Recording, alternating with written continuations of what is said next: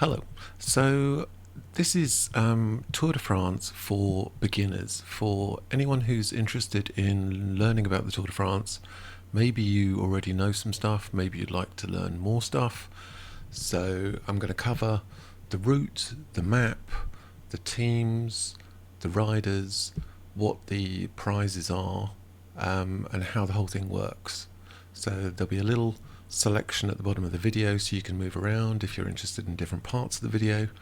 So let's start. So we're looking at the 2022 Tour de France, which is coming up.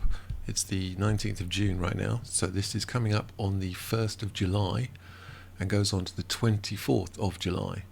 So it's a long race, and as you can see here, these are all the stages. It's going to start here in Copenhagen in Denmark. Yes, I know it's called the Tour de France and we're starting in Copenhagen. Excuse me. Yeah, it can start in different countries, but then it pretty quickly jumps back into France. So it has started in England, in Belgium, in all over the place, but it's going to start in Copenhagen. And then it's going to start on stage 2 with a run from Roskilde to Nyborg. The first race is very short, 13.2 kilometers. I'll come to that in a second. Second race is a lot longer, of 202 kilometers, and then 182 kilometers, and then it jumps across back into France with 171, 154, 220. Overall, it's over 3,000 kilometers of racing, of cycling. It's very serious for a long time. So that's the layout of the planned days. As you can see on the dates over here, the 1st of July, 2nd of July, 3rd of July, 5th of July. So there's going to be a jump from stage 3 to stage 4 when they leave Denmark and come to France. They'll have a day off then, and then it carries on from the 5th, the 6th, the 7th, the 8th, the 9th, the 10th, and there's a rest day here. There's another rest day over here, and it finishes in the Champs-Élysées in Paris over here. So it's 21 stages and huge distances covered, but there are some special stages such as the first one up here and this stage 20 down here and stage 12, which we'll talk about shortly, Alpe d'Huez. Okay, so that's the route. This is the map, and here we have the map. As we can see, it starts in Copenhagen and has a short individual time trial. What that means is each individual rider goes out on their own and covers this short distance as fast as possible, and their time is noted, and that's it. So it's a short, very fast 32 kilometers, I think it is, race. So that's where it starts. And then the second day, it's from this blue marker to this red marker, so it's Roskilde to Nyborg. And then day 3, it's Vigil to Sonderborg, and then a rest day as they transfer on the 4th of July, and they hit Dunkirk and move around to Calais in that race. And then the next day they transfer, and so forth and so on. So you can see how it moves across the country. It starts here in Denmark, comes down here, goes through all this, drops down through the whole eastern side of France, and then it's in the Alps, the very high area, and there's Alpe d'Huez. And he comes through here, goes all the way down here, and then jumps and goes back to Paris for the final day. They always finish on the final day in Paris. So there's the map, and the dates are on each of the stages, so you can see what date each one is. So that's the route, and that's the map. That's the basic concept of it. So let's have a look at some of the teams. These are the teams that are involved. We have AG2R Citroën, Astana, Bahrain, Bora, Cofidis. Each of these are World Tour or Pro Tour level teams. They're extremely wealthy, a lot of them. They have a lot of equipment, bikes, and they pay a lot of wages to their riders. And they're also in somewhat country teams. For example, Ineos is the de facto British team. It's based in Britain, has a lot of British riders, The same thing here with Bora, which is the de facto German team. Astana is Kazakhstan. France has AG2R Citroën and Groupama FDJ. Down here, Jumbo-Visma is Netherlands, and Israel, I'll let you guess which country they are. Movistar is Spain, and UAE is United Arab Emirates. Some of them are not country teams. They are just general, what called trade teams, Alpecin Phoenix. But some are very nationality based. So that tells you about the teams, and each of the teams has 8 riders. If we look at Ineos, we're not seeing their data yet. It's not come up yet. So we shall look at the official stage ranking. So this is last year, 2021, rankings after stage 21, after the whole race had finished. So if we look at the general ranking, the person who won the Tour de France last year was Tadej Pogačar, and came second was Jonas Vingegaard, and third came Richard Carapaz. Tadej Pogačar rides for UAE Team Emirates, Vingegaard rides for Jumbo-Visma, and Richard Carapaz rides for Ineos. This is their overall time for the whole race. So 82 hours 56 minutes, 83 hours 1 minute, a difference of 5 minutes 20 seconds, and 83 hours 3 minutes 39, a difference of 7 minutes and 3 seconds. So these are enormous distances and times they're covering. 82 hours cycling at race speed is shattering for loads of people. These people are so fit, it's insane how good they are. So this was the general classification winner. So he's known as the GC winner, general classification winner. There are 6 competitions in the Tour de France. There's the individual yellow jersey winner, Tadej Pogačar. There's the points winner, Mark Cavendish. Now, points winner is the person who scores the most points during the Tour de France, and each of these points are gained at sprint stages or intermediate sprint stages. So halfway through a race on a certain day, there'll be a banner in the middle of the road, and it will be a sprint stage, and the person who gets to that banner first gets points. And they also get points if they win a stage outright. So overall, 337 points for last year for Mark Cavendish. He is hugely famous, Mark Cavendish. He is the person who's won the most stages in the Tour de France ever. No, he's equal at the moment.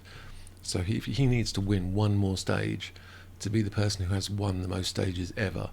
And so everyone is pretty desperate that he goes and wins another stage in this coming Tour de France. But the question is, are De Koning Quick-Step even going to bring him to the Tour de France? That's the question. He's an amazing sprinter, but they've got a lot of good sprinters in their team, and he's running to the end of his career. And do they take a chance? Do they bring in one of their younger people who's almost guaranteed to win? I don't know, but Mark Cavendish, remember the name. So that's the points classification. It's for the sprinters, and he is a sprinter. They're big guys, they're fast, they're not very good at going up hills. So the climbers are the opposite. Climbers are small, they're light, they are very good at going up hills and mountains because they're so light. And last year, 2021, Tadej Pogačar won that as well. So he won the individual general classification, and he won the climbers competition as well. So yeah, to win the climbers competition, again, there's going to be arches or gates at the top of each mountain. So as you go through the stage, at the top of the mountain there'll be a gate, and whoever gets through that gate first gets points. So he's winning. He won that as well. Let's look at the youth competition. You have to be under 26 to win this and score the most points. Get the best time for under 26-year-olds, and he won that as well. So he's won the general classification, he's won the climber, he's won the youth competition. If we look at the team classification, this is for the general team. This is Bahrain victorious, who won last year. EF Education came second, and Jumbo Visma came third. The team classification is taken as the best 3 riders in each team. Their time is added together, and whoever has the lowest time becomes the team winner. And then we have the last of the 6 is the combative or competitive. Combative doesn't mean aggressive, but it is for the person who is the most attacking in a stage, a person who tries the hardest, a person who pushes forward, gets into a breakaway, pushes and tries. So it's someone who just basically tries a lot. So these are your 6 competitions within the actual main competition. The most important, obviously, is the yellow jersey, and that's Tadej Pogačar last year. So will he win this year? Will it be Carapaz? Who knows? So there's your points classification as well. So that's the route and the map and the teams and the actual competitions. So then let's look at the jerseys themselves. This is the points jersey. This is for climbers. So if you are a climber, going back to this one, last year Tadej Pogačar won this one, and that's the jersey that they're given. If you are a young rider under 26, you wear the white jersey. If you're a sprinter, you wear the green jersey. And of course, if you're a general classification winner, you wear the yellow jersey. This is the most valuable one. So let us look at team classifications. Team classification points.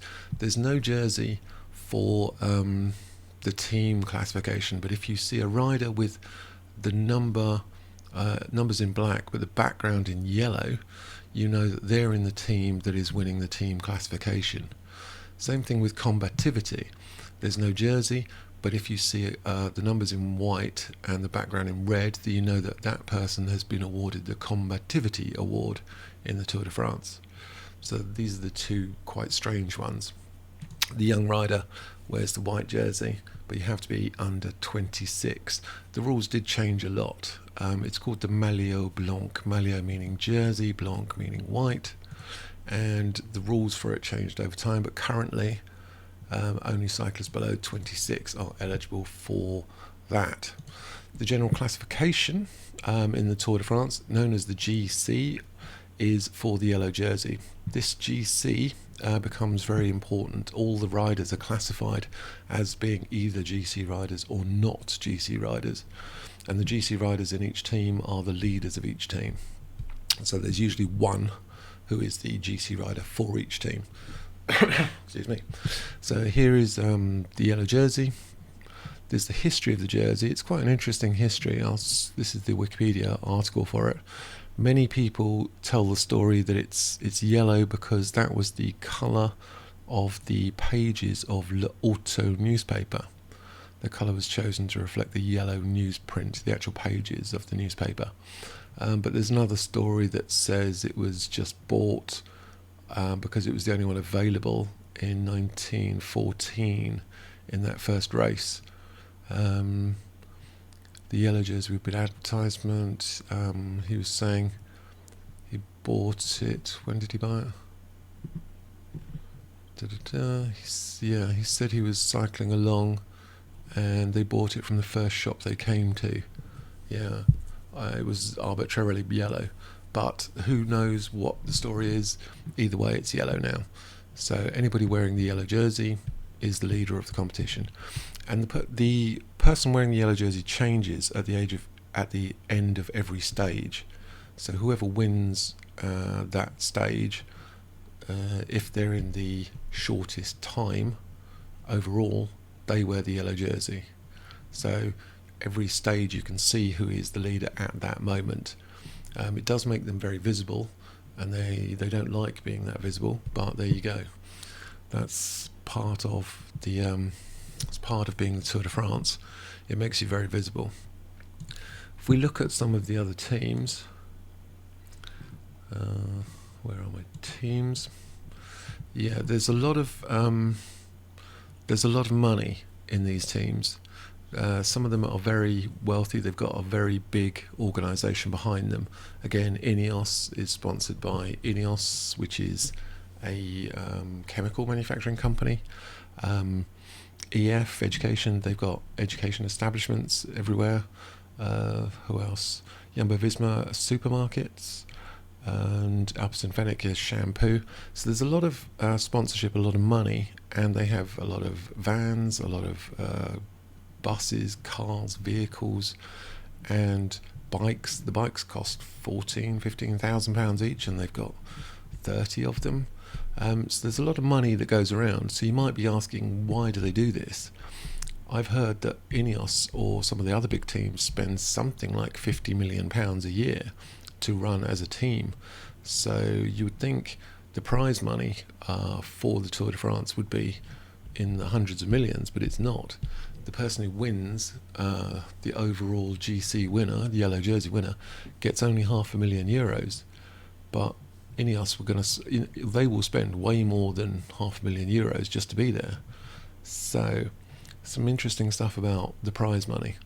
There's the 2001 edition, and there's some interesting stuff on the website if you want to look at it.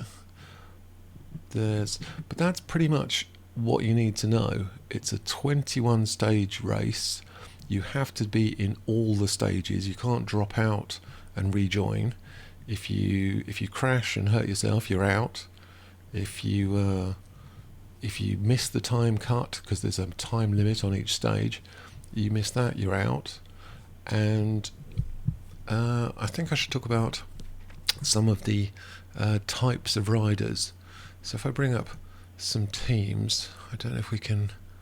Do we have any riders? No, that's a bit annoying. So normally there'd be a list of who's actually in the competition, but riders are separated into classifications. You have GC, which are general classifications. You have climbers, who are very, very small, very light, and very good at going up a mountain. You've got sprinters, who are much bigger and very fast, but only for a very short time. And you've got general all-rounders, often called rouleurs, who can go in a straight line over a long period very fast. And it depends what you are as a rider, whether you're a climber, are you a sprinter, are you a generalist, are you some form of specialist. So each of the teams brings 8 riders, and they're a combination of a leader, a climber, maybe 2 climbers, maybe a sprinter, well definitely a sprinter, and a lot of general all-rounders to help their leader to win. So that's what their sort of goal is. And I think that's pretty much all you need to know. If there's any other questions, let me know in the comments. But it's all starting on the 1st of July in Copenhagen for the individual time trial. Oh yes, that's what I wanted to talk about. We have individual time trials, and then we look at the map.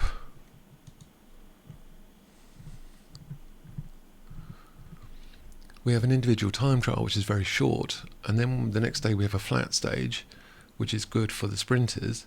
Then we have a hilly stage, which is less good for them. And then we have some really nasty terrain, like this mountain. But the worst one is on day 12, stage 12, Alpe d'Huez. Alpe d'Huez is a gigantic mountain and will be a serious test for them. So the question is, can they survive this Alpe d'Huez without the whole race breaking apart? And each of the stages is split up into these different classifications, but it's stage 12 that everyone's worrying about, as they should, which is here, Alpe d'Huez. So I will see you on stage 12, Alpe d'Huez. Okay, if you like what you liked and you liked what you heard, give us a like, press subscribe for more racing information, and I will see you later.